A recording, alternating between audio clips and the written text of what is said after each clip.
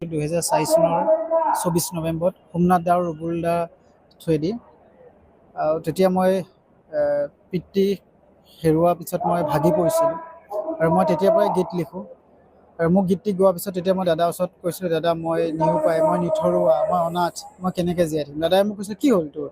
তেতিয়া দাদাই গেংষ্টা বনাই আহিছিলে, চুলি তুলি কাটি টকলা হৈ আহিছিলে আৰু গৰিমা বৌহঁতৰ ঘৰৰ পৰা আহিছিলে, বেঙেনাখোৱাত গৰিমা বৌৰ ঘৰ, তাৰ পৰা আহিছিলে গোলাঘাটৰ কথা, গোলাঘাটৰ ষ্টুডিঅ' তাত। তেতিয়া মই দাদাই ক'লে কি হ'ল? তেতিয়া মই ক'লো দাদা মই এনেকুৱা কথা, মই আছোঁ নহয়, তই কেলৈ চিন্তা কৰিছ? তেতিয়া দাদাই গালত তেনেকৈ ধৰি কিনে কৈছে, তই ইমান ধুনীয়া ভৰজুনৰ দৰে, তেতিয়া 15-16 বছৰ বয়সৰ কথা, ইমান ধুনীয়া ভৰজুনৰ নিচিনা তোমাৰ গালখন। এতিয়া দাদাই সোমনাথ দা আৰু ৰুবুল দা গান গাই অনুমান কৰোঁ 40,000 মান টকা, 20,000 40,000 মান টকা পাইছিলে গানকেইটা গাই, 4-5টা মান গানৰ বিনিময়ত ডাবিং কৰাৰ বিনিময়ত দিছিলে দাদাই। সেই পইচাটো দাদাই মোক 32,300 টকা মোৰ হাতত তুলি দিছিলে আৰু কৈছিলে মই আছোঁ, তই নিজৰ ভৰিত থিয় হ'বলৈ শিকা আৰু প্ৰথমতে নিজে সবল, তাৰপিছত দেশখনক কবল, নিজে সবল হ'বলৈ শিকা। মই ক'লো দাদা আপোনাক মই আকৌ ক'ত পাম? দাদাই কৈছে মোক পাবলৈ তুমি এনেকৈ ভাল ভাল গীত লিখিবা আৰু মোৰ গান শুনিবা আৰু মোক লগ পাবলৈ 3rd-person মানুহক লগ নকৰিবা, মোৰ ষ্টুডিঅ'লৈ আহিবা, কাৰোবাক ক'লে হ'ল মোক লগ পাম বা নহ'লে মোক খাগলি ঘৰলৈ আহিবা। কিমানটা গান গীত লিখিছে এতিয়ালৈকে? মই এতিয়ালৈকে দাদাই গাই গ'ল, টোটেল গান মোৰ দাদাৰ ওচৰত 19টা আৰু মই সৃষ্টি কৰা 50টা মান হ'ল গান। বহুত বেলেগ গীতো মোৰ বহুত মিলিয়নৰ ওপৰত, চবেই দেখিছে আৰে ফাকেছৰ গীত য'তে ত'তে আছে, মোৰ নিজৰ তেতিয়া একো নাই, ধনী চেনেলত বেলেগ বেলেগ চেনেলবিলাকত দিয়া। শেহতীয়াকৈ এটা গীত অতিকৈ জনপ্ৰিয় হৈছে এতিয়া মানুহৰ মুখে মুখে।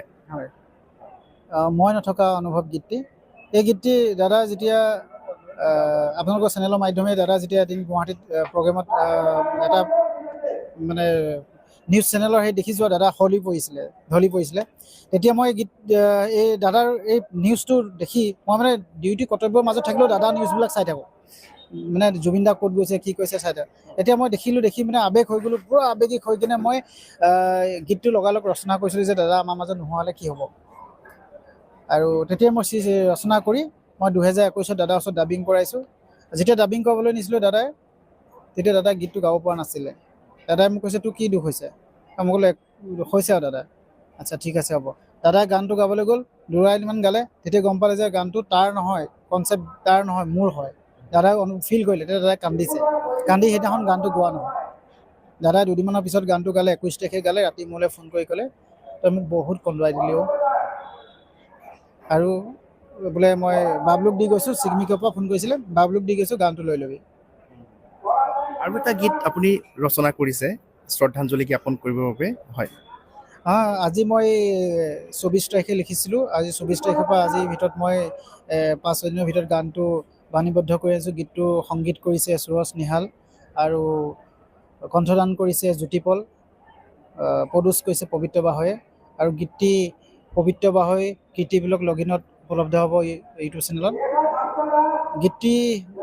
এই গীতটিৰ মাধ্যমে মই ভাবোঁ সকলো অনুৰাগীয়ে যেনেকৈ দুখত ভাগি পৰিছে আজি, আৰু সেই আৱেগ অনুভূতিৰ ওপৰতে লিখিছোঁ আৰু এই গীতটিৰ মাধ্যমে জুবিন দাক সকলোৱে যাতে শ্ৰদ্ধাঞ্জলি দি অমৰ কৰি ৰাখক।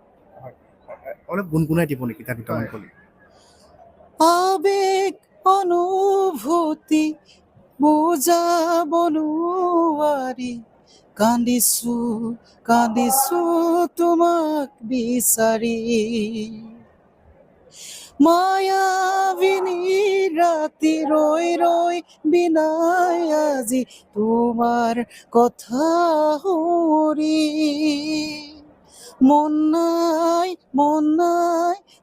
নাই আৰু জীয়াই থকা হেঁপাহ ক'তো দেখা নাই।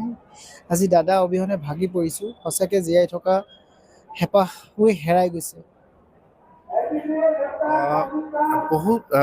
এনেধৰণে বহু অনুৰাগী হৃদয়ত আজি তোলপাৰ লাগি আছে, কিয়নো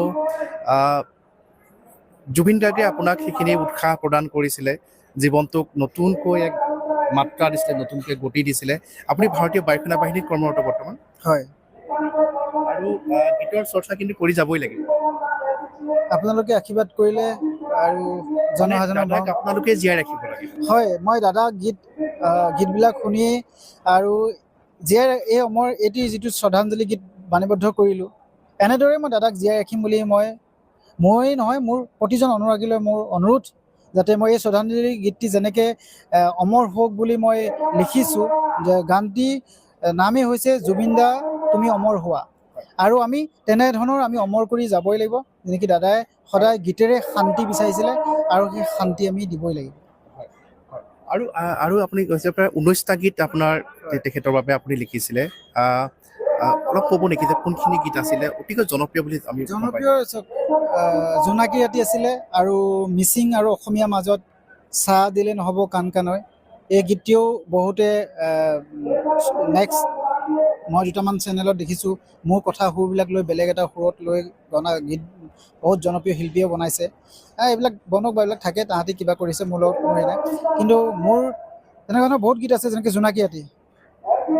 তুমি আহিবা জোনাকী ৰাতি, মই থাকি আগচোতালত, শেৱালি জোপাৰ তলত, এইবিলাকো মোৰ সৃষ্টি গীত আছিলে, মোৰ কথা সুৰ আছিলে।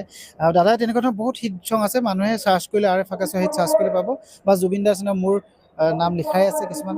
আৰু বিহু গীতো তেনেকৈ বহুত আছিলে, মই দিওঁতে কৰিছিলোঁ চাকৰি, নাহৰ জানমণি, মানে বহুত আছে, মৰমী এলবামতো আছে। বহুতখিনি গীত আছে দাদাই লিখি থৈ গাই থৈ গৈছে, মই কথা সুৰ কৰা। আৰু দাদাই মই প্ৰতিটো লিখা গীত কেতিয়াও নাগাওঁ বুলি কোৱা নাছিলে, জানে ই মোক একদম কেনেকৈ সিয়ে সমজে লয়, আৰু মই গানবিলাক কেনেকৈ লিখোঁ, মোৰ কথা সুৰবিলাকো দাদাই খুব ভাল পাইছিলে। এতিয়া আপোনালোকে জীয়াই ৰাখিব লাগিব মহান শিল্পীগৰাকীক, এনেধৰণে নতুন নতুন সৃষ্টি কিন্তু কৰি যাব লাগিব। হয়, আশীৰ্বাদ কৰক। নিশ্চয়। ডিফেন্সৰ কৰ্মব্যস্ততাৰ মাজতো সময় উলিয়াই আপোনালোকক গীতৰ মাধ্যমে লগ পাবলৈ চেষ্টা কৰোঁ। মই কোনোদিন এনেকুৱা লাইনত অহা নাই, আৰু মানুহক চিনাকি মুখ এখন দিব খোজা নাই। মই সদায় আঁতৰি থাকি ভাল পাওঁ। মই অনুভৱ কৰোঁ এনেকুৱা দিশত আহিলে মানুহে কিবা এটা বিচাৰি গ'লে বা কিবা এটা কৰিলে মানুহে স্বাৰ্থৰ পৰা নিজকে অনুভৱ ফিল হয়, সেইকাৰণে মই এইটো লাইনত অহা নাছিলোঁ। কিন্তু আৱেগিক হৈ আজি মই দাদাক শ্ৰদ্ধাঞ্জলি জনাবলৈ অহা পৰিৱেশত আপোনালোকক